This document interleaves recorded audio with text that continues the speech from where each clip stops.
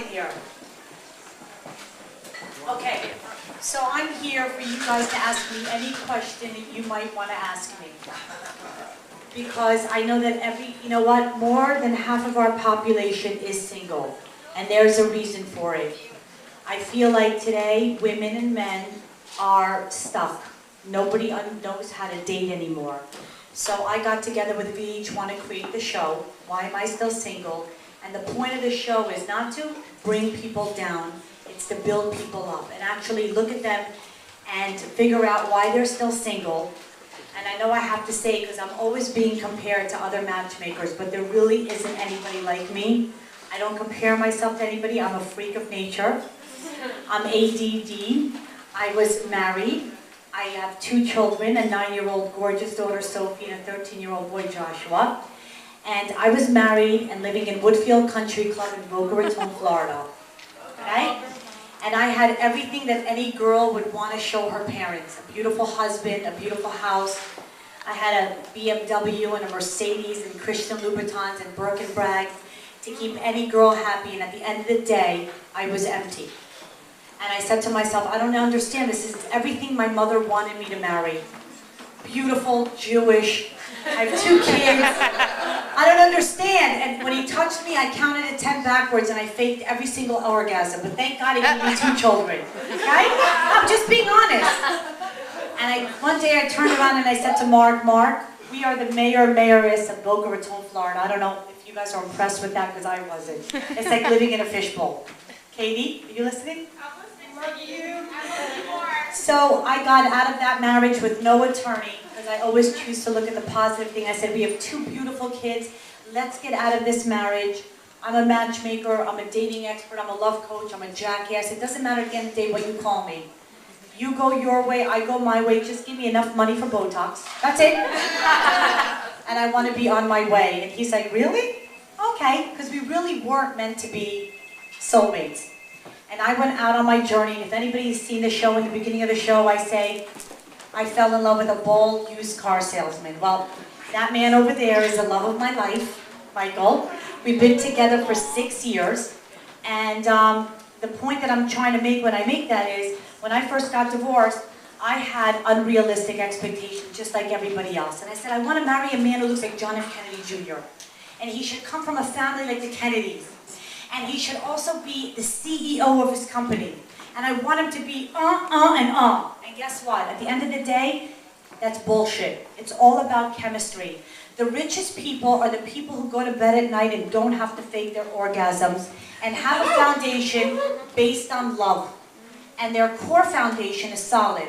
So today, everybody who's single is fucked in the head from the Millionaire Matchmaker and this one and Tough Love and they're all single at the end of the day. They all go home alone. And what I like to do is I like to give people hope that if I can do it, and I'm nothing special, there's nothing special about me. Anybody can do it. It's all about realizing that, hey, you're not in a hospital, you're not in a wheelchair, you're healthy.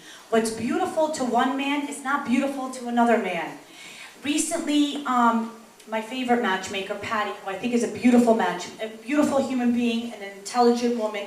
I have nothing against her except for I would like to match her. That's my only thing with her. The New York Post wrote an article where she said that men don't want fat chicks. I disagree. I have 150 clients, and some men do not want a trophy wife. So all you women who wanted to go to Dos Caminos and have chip sauce and guacamole, now is your time to do it. And there are men, she said that no men want a woman who has red hair or curly hair. Bullshit, okay? It is not true. Maybe that's why she's single, but I will find her a match at the end of the day. But to go back to Michael is, I met a guy in Elio's on 84th and 2nd, and I walked in there, and as you're looking at him, I didn't write on my list, I want the man that I have chemistry with to have no hair on top of his head. And he didn't say, I want the woman that I have chemistry with to have 36 double Ds and have a big mouth and be ADHD. Right? But at the end of the day, when we met and we started talking, it's 6 years later that we're still looking at each other, and there's circles. Like, we're so gaga over him, over being with each other. And believe me, we had to overcome a lot of obstacles. I was living in Florida, he was living in New York. I didn't like his ex-wife. He had to deal with my ex-husband being very close to me, my children, his children. But the foundation is, when you connect with somebody, it's all about love at the end of the day. Now, people come to me, they want to know why they're still single. There's two reasons. Either you're doing something wrong and you're not a good dater because you're listening to somebody who's giving you wrong advice, or you just don't have time. You are living in New York City, and if you have a job in New York City, consider yourself a winner. Period, end of story. You can't survive in this town, so if you're working like Joanne in PR, who's married, I'm just using her as an example, you're working. In order to be successful in the dating and to find the lid to your pot, you have to go out at least twice a week.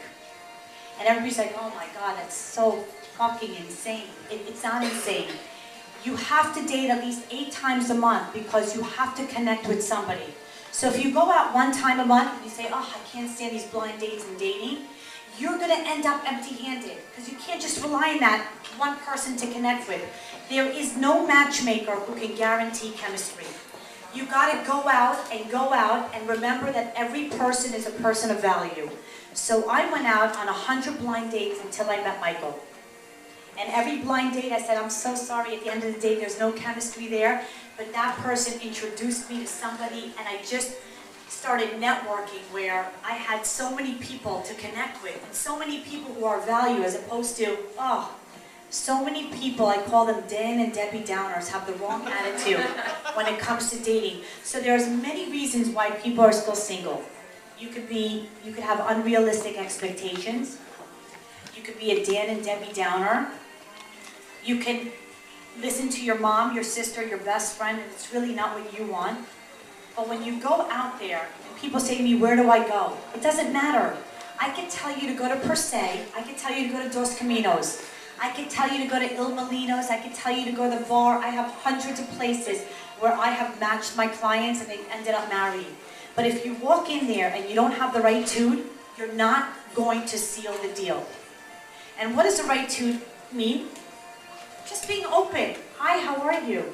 Complimenting somebody. I'm with Michael and we just had dinner.